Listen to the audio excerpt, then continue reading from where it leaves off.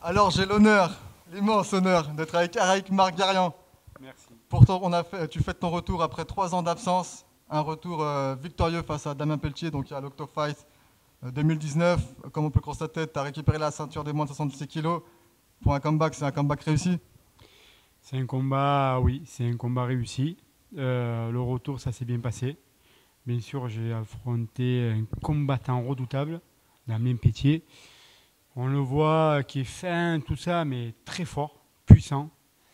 Bon, maintenant que le combat est fini, je peux dire, j'ai combattu le combat avec 2 côtes cassées. Je me suis blessé il y a une semaine à l'entraînement. Le médecin voulait m'arrêter le combat, mais j'ai pas voulu parce que ça faisait un bon moment que je voulais revenir. Et à un moment, Damien il m'a touché avec le front kick, mais au niveau des côtes, ça m'a pas fait du bien. Mais bon, j'ai gardé mon calme, le sang-froid, j'ai écouté mon coin. J'ai travaillé sur sa jambe parce qu'il est très grand pour aller le toucher, il faut se lever très tôt. D'ailleurs, il m'a touché plusieurs fois, il a un bon allonge, il bouge bien, il a un bon frappe, il frappe fort. J'ai fait le taf, j'ai écouté mon coin, tout ça. Finalement, après, j'ai fini par étranglement. Mais le retour, magnifique. Voilà, on est là, on revient. Et on est là pour un bon moment, je pense. Alors on a effectivement vu, personnellement, j'ai pas eu l'impression que tu t'étais arrêté. Tu as été vif, rapide, précis, stratégique. Qu'est-ce qui t'a motivé au bout de 3 ans à revenir à la compétition? L'adrénaline, mon public marseillais, bien sûr. Euh, et ça fait partie de moi. Ce sport, ça fait partie de moi. Ça fait des années que je pratique. J'ai arrêté, mais il me manquait quelque chose. Je me suis dit, bon, j'ai besoin de cette adrénaline, j'ai besoin de transpirer, de m'entraîner dur. Et revenir devant mon public, c'était une immense chance. Je remercie la famille Roméas. Et voilà, en fait, je me suis entraîné, mais vraiment comme il faut, quoi. J'ai tout donné pendant les entraînements. Franck Boca, il m'a pris en main, il m'a bien préparé. J'ai tourné un peu dans tous les clubs à Marseille. Je vais dire à mes amis parisiens que j'ai un peu fait comme eux. Je suis allé dans d'autres clubs comme eux pour me préparer. Et je pense que c'était une très bonne idée de tourner un peu dans d'autres clubs, avoir beaucoup d'autres sparring. Et c'est là qu'on évolue en fait. J'ai essayé de m'améliorer en pied-point et j'ai gardé mon sang-froid. J'ai fait le job comme il fallait. Même si je sais que Damien en pied-point il était meilleur que moi, j'ai fait le boulot et ça a payé. Alors du coup, bon, tu reviens à la compétition. On se rappelle que le dernier combat que tu avais fait, il me semble, ou l'un des derniers, c'était au 100% Fight. Tu avais récupéré la ceinture du 100% Fight. Aujourd'hui, Yves Landu, le seul, il a réussi à unifier la ceinture d'Octofight, la ceinture du 100% Fight. Est-ce que toi, tu aimerais réussir à faire ça, même si au final, tu as déjà eu la ceinture du 100% Fight? Oui, la ceinture de 100% fight, je l'ai eu 2 fois. La dernière fois, j'avais gagné contre Sif Polyphone, très grand combattant aussi. De toute façon, on le salue bien sûr. Et d'ailleurs, je voulais préciser et saluer tous les Parisiens parce que à Paris, ils ont des grosses écoles et ils sont très très forts. Et ça, je respecte beaucoup. C'est vrai que les Parisiens, quand ils arrivent, ils sont prêts. Ils viennent pas pour rigoler. Et ça, vraiment, moi, je regarde beaucoup Snake Team, l'Academia. Je regarde un peu toute l'équipe, toutes les équipes. C'est vrai que quand ils s'entraînent, ça blague pas, quoi. Regardez le poulain de Hatch, il a encore gagné Saladin Parnasse. Parnasse, je le félicite. Très bon combattant. J'ai vu son combat. Et c'est là que je te dis, à Paris, ils ont tout compris. À Marseille, il faut qu'on fasse pareil. Et l'autre fois, j'ai dit à l'interview qu'on doit partager notre savoir de faire dans des autres clubs, comme ils font à Paris. Moi, j'ai pas honte de dire, j'ai beaucoup appris sur les Parisiens, sur les combattants parisiens, parce que ça tourne, ça travaille, ça transpire, ça bosse, ça s'aide entre eux. Il n'y a pas de jalousie. Il y a un combattant qui va combattre contre un Marseillais ou contre un autre mec. Ça prépare. Et ça, je respecte. Et j'aimerais qu'on le fasse aussi à Marseille, qu'on puisse se préparer. Et c'est ce que j'ai fait contre Dalmen Pietier. Je suis allé dans tous les clubs à Marseille. Je lui ai demandé de m'aider. Les gens, ils étaient là. Ils m'ont aidé. Et aujourd'hui, le travail a payé. J'ai gagné, mais ils ont tous gagné avec moi. Alors, est-ce que tu as d'autres combats prévus maintenant? Alors, peut-être que je combattrai au Gala Phoenix dans 2 3 mois, même dans 2 mois. J'ai un combat prévu là-bas, mais bon, on va se reposer une semaine.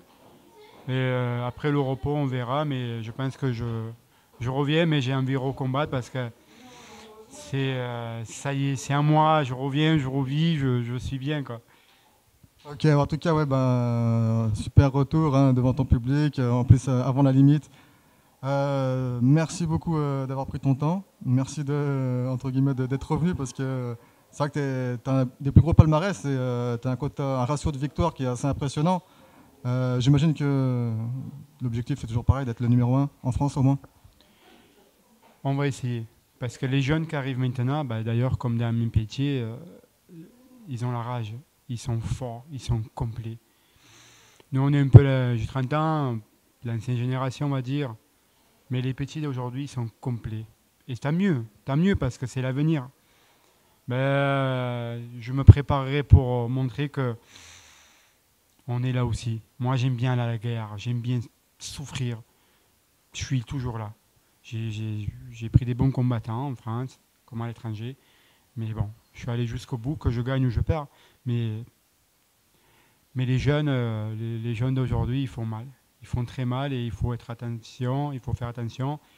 Après, il y a un truc qui peut jouer, bien sûr, pour être numéro un. Oui, j'aimerais. C'est gagner avec la stratégie et bien sûr aussi avec l'expérience. Parce que les jeunes, ils arrivent très très fort. Mais j'aimerais, pourquoi pas. On va essayer. Ça va être dur, mais bon, on ne sait jamais dans la vie. Merci beaucoup Araïk pour ton temps. Félicitations pour cette belle victoire et content de te revoir à la compétition. Merci. Merci à toi, merci de nous suivre et merci pour tout ce que tu fais pendant des années.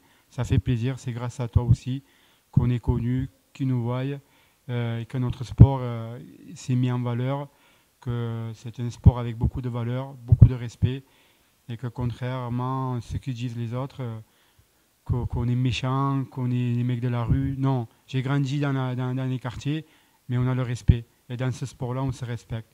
Moi, avec mon adversaire, ben, au troisième round, on s'est checké, on s'est attrapé dans les mains, on se respecte. Après le combat, on se respecte. Voilà, avant, pendant, après. Et c'est grâce à vous qu'on peut montrer ce respect-là. Pour dire que non, on est là, on combat, on fait notre passion, ce qu'on aime, mais on n'est pas des abrutis.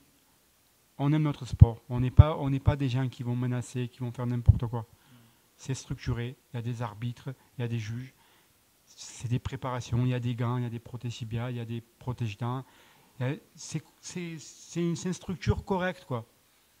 Et que nous, on fait le combat parce qu'on aime ça. Et c'est grâce aux journalistes, grâce à vous, Olivier, je te remercie de fond du cœur, grâce à vous qu'on peut montrer cette image, l'image qui évacue notre sport et ces valeurs qu'on peut distribuer par rapport aux médias, par rapport à la télé, par rapport à toi, quoi. Bah, merci pour ce compliment que je prends avec plaisir et à cœur. J'en profite parce que tu parlais de structure. Techniquement, enfin théoriquement, au mois de septembre, il pourrait y avoir le MMA qui arrive en France. Qu'est-ce que tu peux nous dire dessus? Bah, d'abord, j'aimerais bien remercier la ministre qu'elle nous aide. C'est vraiment gentil de sa part. Mais les MMA, tout le monde le fait, les MMA. Ça arrive en France. Entre parenthèses, on est les derniers. Alors qu'on a des magnifiques combattants, on a des très bons combattants. Frapper quelqu'un au sol, c'est très difficile. C'est compliqué. Ce n'est pas facile. Après, l'impact, c'est moins fort que quand on est debout. Simplement, il y a les frappes au sol. C'est un combat complet, mais quand on voit l'adversaire, il est sonné, on n'est pas non plus des animaux, quoi. On arrête, il y a une structure, il y a un arbitre, s'il voit que l'adversaire il est en danger, il va l'arrêter. C'est pas plus dangereux que notre sport. Par exemple, je ne veux pas critiquer parce qu'on en a besoin de la boxe anglaise. Pendant 12 rounds, ils se tapent la tête, ils sont sonnés, ils sont comptés. Chez nous, quand tu es sonné, ben, tu te fais étrangler ou l'arbitre arrête. C'est moins dangereux. Ou il y a un étranglement, il y a une clé de bras. C'est moins dangereux que tu te fasses 12 rounds. Ou même en karaté, quand les mecs ils se touchent, il y a des KO partout. Dans le rugby, par exemple, les mecs dans les mêlées, dans les chocs, dans les plaquages, il peut y avoir des blessures partout. Mais notre sport, on a les gants, c'est structuré, on est prêt pour ça, que ce soit mentalement, physiquement et techniquement. Ça veut dire, techniquement, on est prêt, on peut gérer notre combat. On peut de ne pas blesser notre adversaire. Le mec qui ne sait rien faire, c'est là qu'il va blesser. Mais le mec qui contrôle tout, le combattant qui contrôle tout, il ne peut pas blesser son adversaire. Oui, après, il y a un échange. On touche, on est ouvert, on est sonné, il y a le médecin, c'est organisé. On en a besoin de ça en France. On en a besoin. Et nous, les athlètes, on s'entraîne, on s'acharne avec nos entraîneurs, avec la fédération. On en a besoin. Les MMA, ça ne fait pas peur. Au contraire, c'est l'avenir. J'imagine que tu es content. Est-ce que c'est pour ça aussi un peu que, enfin, même si j'imagine que tu n'es pas forcément, tu lis pas l'avenir, est-ce que c'est un peu pour ça que tu es remis à la compétition? En plus de pour toi et ton hygiène de vie? En fait, quand j'ai su que les MMA il allait revenir aussi, bon, déjà, je voulais revenir moi. Et au moment que je reviens sur le circuit, on me dit que les MMA, il va arriver, quoi, il va être accepté. Merci Seigneur. C'est une chance de combattre aussi un MMA, surtout dans notre pays. La France, c'est un très beau pays. Il y a beaucoup de combattants étrangers. Ils aimeraient bien venir combattre ici en France. Il suffit qu'on organise un UFC en France. Un Bellator. Pourquoi pas? Ça amène du monde, ça fait travailler l'économie. Les hôtels ils vont marcher, les restos, les bus, les avions. Ça va faire beaucoup. Et en plus, ça va remplir par exemple un Paris-Bercy ou une autre grande salle. Mais au moins, l'UFC en France, tout le monde rêve ça. Même l'UFC rêve de venir à Paris. Et on en a besoin.